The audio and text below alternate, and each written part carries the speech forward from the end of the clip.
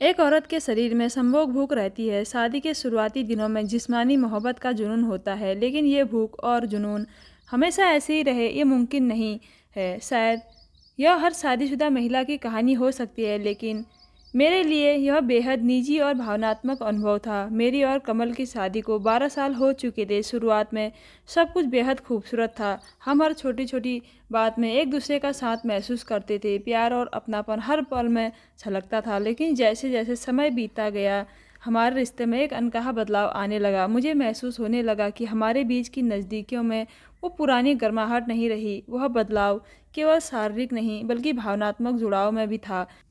शुरुआत में मैंने इसे अपनी ही कमी समझा। लगा जैसे मैं ही वो उत्साह और जुड़ाव खो रही हूँ जो कभी हमारे रिश्ते की बुनियाद हुआ करता था। मैं इसे नज़रअंदाज करने की कोशिश करती रही, लेकिन इससे हमारे बीच की दूरियां और बढ़ती गई। कमल अब देर से घर लौटने लगा, हमारी बातचीत कम होने लगी और एक अजीब सी खामोशी हमारे बीच बसने लगी। कहीं ना कहीं डर था कि क्या हम एक दूसरे से दूर होते जा रहे हैं। एक दिन मैंने अपनी करीबी दोस्त तनु से इस बारे में बात की। उसकी बातों ने मुझे सोचने पर मजबूर कर दिया। उसने कहा, रिश्तों में उतार चढ़ाव आना सामान्य है, लेकिन जो बात सबसे ज़रूरी है वो ये है कि तुमने इसे महसूस किया। अब वक्त है कुछ बदलने का।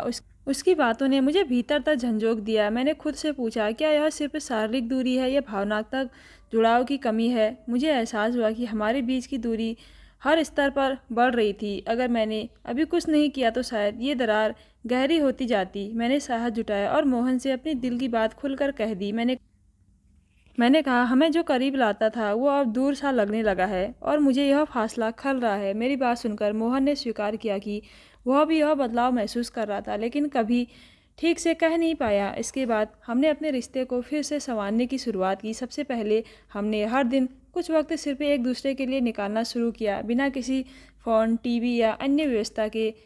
बस हम और हमारी बातें। यह छोटा सा बदलाव बहुत बड़ा असर लाया। मैंने महसूस किया कि छोटे छोटे पलों में बड़ी खुशियाँ छिपी होती है। हमने फिर से डेट नाइट शुरू की, कभी घर पर कैंडल लाइट डिनर, कभी साथ में पुरानी फिल्में देखना। इन बस हम और हमारी बातें। यह छोटा सा बदलाव बहुत बड़ा असर लाया। मैंने महसूस किया कि छोटे छोटे पलों में बड़ी खुशियाँ छिपी होती है। हमने फिर से डेट नाइट शुरू की, कभी घर पर कैंडल लाइट डिनर, कभी साथ में पुरानी फिल्में देखना। इन पलों ने हमें फिर से करीब लाना शुरू कर दिया। शारीरिक स्पर्श की अहमियत भी मुझे तब समझ में आई। बिना किसी कारण के मोहन को गले लगाना, उसका हाथ थाम लेना, ये छोटे छोटे इशारे हमारे रिश्ते में फिर से गर्माहट भरने लगे।